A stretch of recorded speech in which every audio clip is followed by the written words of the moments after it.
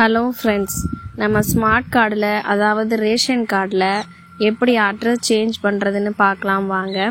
அதுக்கு கூகுள் ப்ரௌசருக்குள்ளே போங்க அல்லது குரோம் ஏதாவது ஒரு ப்ரௌசர் ஓப்பன் பண்ணிக்கோங்க. அதில் டிஎன்பிடிஎஸ் அப்படின்னு சொல்லிட்டு டைப் பண்ணிங்கன்னா டிஎன்பிடிஎஸோட அஃபிஷியல் வெப்சைட் ஓப்பன் ஆகும்.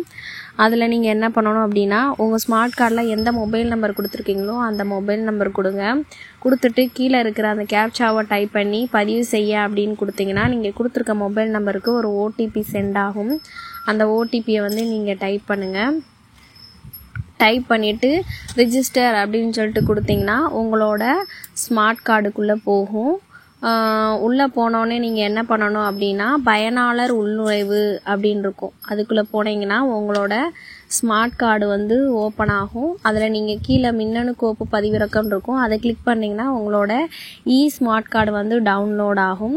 அது இல்லாமல் சைடில் அட்டை பிறவுகள் அப்படின்ற இடத்துல போய் கிளிக் பண்ணுங்கள். கிளிக் பண்ணிவிட்டு அந்த புதிய கோரிக்கை அப்படின்ற இடத்துல என்ன பண்ணுறீங்க அப்படின்னா, முகவரி மாற்றம் அப்படின்னு சொல்லிட்டு கொடுங்க. முகவரி மாற்றம் அப்படின்ற இடத்துல நீங்கள் அட்ரஸ் பழைய அட்ரஸ்லேருந்து இப்போ புது அட்ரஸ் என்ன அட்ரஸ் சேஞ்ச் பண்ணணுமோ அந்த அட்ரஸில் உங்களோட ஆதார் கார்டு வச்சுக்கலாம், இபி பில் வச்சுக்கலாம், உங்களோட கேஸ் பில், இப்போ ரீசண்டாக இருக்கிற இடத்துல என்ன ப்ரூஃப் வச்சுருக்கீங்களோ அந்த ப்ரூஃப் அப்லோட் பண்ணணும். அந்த ப்ரூஃப் ரீசைஸ் பண்ணி வச்சுக்கோங்க.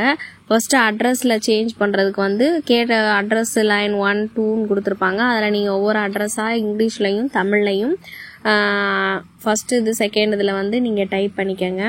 டைப் பண்ணிவிட்டு கீழே ப்ரூஃப் கேட்டிருப்பாங்க. அந்த ப்ரூஃபில் ஆதாராக நீங்கள் என்ன ப்ரூஃப் வச்சுருக்கீங்களோ அதை செலக்ட் பண்ணிவிட்டு சைடில் அந்த ப்ரூஃப் நீங்கள் அவங்க கொடுத்துருக்க அளவுக்குள்ளே ரீசைஸ் பண்ணி அப்லோட் பண்ணணும்.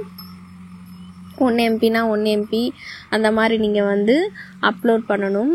அப்லோட் பண்ணிவிட்டு டிக்ளரேஷனை கிளிக் பண்ணிவிட்டு உறுதி செய்ய அப்படின்னு சொல்லிட்டு கொடுத்தீங்க அப்படின்னா உங்களுடைய கோரிக்கை வெற்றிகரமாக சமர்ப்பிக்கப்பட்டது அப்படின்னு சொல்லிட்டு கீழே ஒரு குறிப்பு எண் காட்டும்.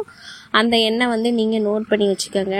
ஏன்னா அதை வச்சு தான் நம்ம நம்மளோட அப்ளிகேஷன் ஸ்டேட்டஸ் எந்த நிலைமையில் இருக்குது அப்படின்னு சொல்லிட்டு நம்ம செக் பண்ண முடியும். அது எப்படி செக் பண்ணலாம் அப்படின்னு பார்க்கலாம் வாங்க. இப்போ பேக்கில் போய்க்கோங்க. பேக்கில் போயிட்டு என்ட்ரன்ஸில் இருக்கும் பாருங்கள், நீங்கள் உங்களோட விண்ணப்பத்தின் நிலை அப்படின்னு சொல்லிட்டு அந்த நிலத்தின் நிலையை அறியன்னு சொல்லிட்டு இருக்கும். அதை கிளிக் பண்ணிங்கன்னா குறிப்பு எண் அப்படின்னு ஒரு பாக்ஸில் காட்டும்.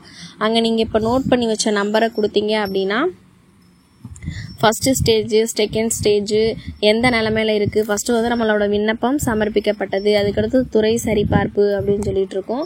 அதுக்கடுத்து அச்சிடுதலுக்காக வெயிட் பண்ணிட்டு இருக்கு அப்படின்னு சொல்லிட்டு காட்டும். இது மூலயமா நம்மளோட அப்ளிகேஷன் ஸ்டேட்டஸை நம்ம தெரிஞ்சுக்கலாம். இது போன்ற மேலும் பல தகவல்களை நீங்கள் தெரிஞ்சுக்கிறதுக்காக என்னோட சேனலை சப்ஸ்கிரைப் பண்ணுங்கள், லைக் பண்ணுங்கள், ஷேர் பண்ணுங்கள்.